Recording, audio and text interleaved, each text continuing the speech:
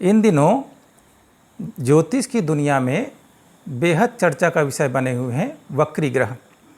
कल दिनांक 4 सितंबर 2023 से देवगुरु बृहस्पति मेष राशि में वक्री होने जा रहे हैं। वर्तमान में भी मेष राशि में है और कल से वो वक्री होंगे।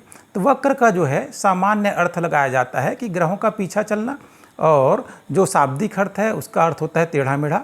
लेकिन कोई भी ग्रह ना तो पीछे चलता है ना तो कभी टेढ़ा मेढ़ा चलता है। सभी ग्रह अपने मार्ग में सीधे चलते रहते हैं। वो ऐसा प्रतीत होता है कि वो पीछे की ओर जा रहे हैं, तो पृथ्वी की गति के सापेक्ष ऐसा महसूस होता है। तो कौन कौन से ग्रह जो हैं वक्री चलते हैं? तो वक्री चलने वाले ग्रहों में देवगुरु बृहस्पति हैं, शुक्र देवता है, मंगल देवता हैं, बुध देवता है और शनिदेव महाराज। ये मार्गी, वक्री और अतिचारी होते हैं। तो ग्रहों की 3 प्रकार की गति है। मार्गी जो मार्ग पे चल रहे हैं सामान्य गति से, अतिचारी मतलब अधिक तीव्रता से चल रहे हैं, और तीसरी स्थिति होती है वक्री जो ऐसा लगता है कि पीछे की ओर जा रहे हैं। सूर्य और चंद्रमा कभी भी वक्री नहीं होते। इसको हम विज्ञान के दृष्टिकोण से समझते हैं। पृथ्वी जो है 365 दिनों में सूर्य के चक्कर लगाती है। इसका क्या अर्थ है कि एक दिन में पृथ्वी 1 डिग्री चल रही है। लेकिन हमारी ज्योतिष की जो गणना है वो क्या बताता है, पृथ्वी में हम रहते हैं तो हम स्थिर हैं, तो स्थिर मान करके चलते हैं। तो ज्योतिष शास्त्र के अनुसार सूर्यदेव 1 डिग्री प्रतिदिन चलते हैं। तो सूर्य कभी वक्री नहीं हो सकता, और चंद्रमा तो पृथ्वी के साथ साथ घूम रहा है, तो चंद्रमा भी कभी वक्री नहीं होते। और राहु और केतु जो हैं वो सदैव वक्री होते हैं। उसका कारण क्या है कि भाई राहु और केतु हैं क्या चीज़, उनका तो कोई अपना अस्तित्व नहीं है ब्रह्मांड में, तो छाया ग्रह माना गया है। और आज के आधुनिक जो ज्योतिषाचार्यों ने उसको डिफाइन किया है या उसकी परिभाषा बताई है, वो क्या बताया है कि पृथ्वी जो अपने मार्ग में भ्रमण कर रही है और चंद्रमा उसके चक्कर लगाते हुए मार्ग के उत्तरी भाग को जब काटती है, तो जो चुंबकीय प्रभाव उत्पन्न होता है वो राहु कहलाता है, और दक्षिणी मार्ग को जब काटती है दक्षिण तरफ ओर जाते हुए तो उसे केतु कहते हैं। तो राहु और केतु हमेशा जब चंद्रमा आगे बढ़ जाएगा तो जिस मार्ग को काटा वो तो पीछे जाता हुआ महसूस होगा। तो राहु और केतु हमेशा सदैव वक्री कहलाते हैं। तो जो कोई भी ग्रह जो है वो वक्री मतलब पीछे नहीं जाता, उसको पीछे चलता हुआ महसूस होता है। तो वक्री होने से ग्रहों के क्या प्रभाव पड़ते हैं? वक्री होने से वो ग्रह उस राशि पे ज़्यादा देर टिकता है। तो वक्री होने से किसी को फायदा होगा और किसी को नुकसान होगा। किसको फायदा होगा, किस जातक को लाभ होगा? जिस जातक के कुंडली में वो ग्रह शुभ भाव में बैठा हो, केंद्र या त्रिकोण में बैठा हो, और उस लग्नेश का मित्र हो तो, या शुभ राशि में बैठा हो, तब वो जो है वक्रता और शुभता को बढ़ा देती है।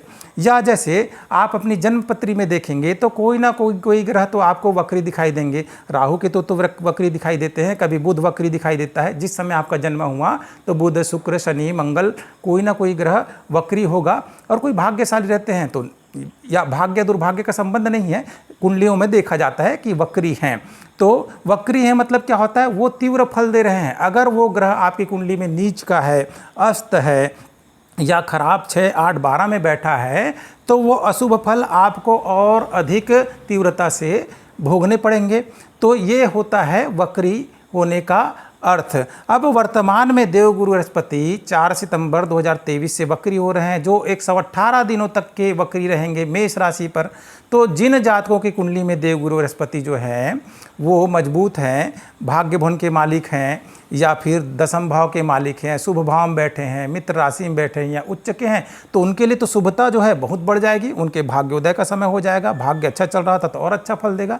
लेकिन अभी क्या हो रहा है, वर्तमान में शुभ अवस्था में बैठने के बावजूद भी देवगुरु बृहस्पति जो है शुभता प्रदान नहीं कर पा रहे हैं। जो कारण क्या है कि उसी राशि पर, मेष राशि में देवगुरु बृहस्पति के साथ राहु देवता विराजमान है, जिसे हम जो गुरु चंडाल योग बोलते हैं उसे। तो ये चंडाल योग की वजह से बनते हुए काम बिगड़ जाते हैं, निर्णय जो है सही नहीं ले पाते, हमारे जीवन में अनेक गलत निर्णय होते हैं। तो गुरु की शुभता जो है कम हो चुकी। अब जो है जैसे राहु के गोचर के बारे में हमने वीडियो बनाया था, तो उसमें हमने समझाया था कि ये राहु भी जो है वो 30 अक्टूबर को राशि परिवर्तन कर लेगा। लेकिन राशि परिवर्तन करके वो जा कहाँ रहा है, राहु जो है जब राशि परिवर्तन करेगा तो वो जा रहा है मेष राशि से मीन राशि की तरफ।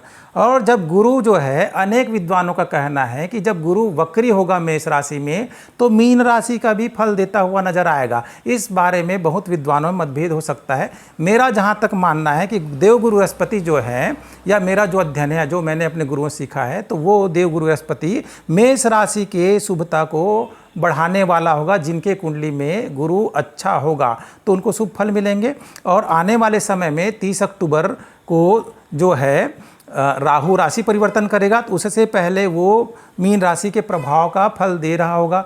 तो गुरु की शुभता बढ़ेगी। जिन जातकों के कुंडली में गुरु बहुत अच्छे हैं उनको अनेक तरह से धार्मिक सात्विक कार्यों में रुचि बढ़ेगी, बहुत दिनों से रुके हुए काम अवश्य बनेंगे।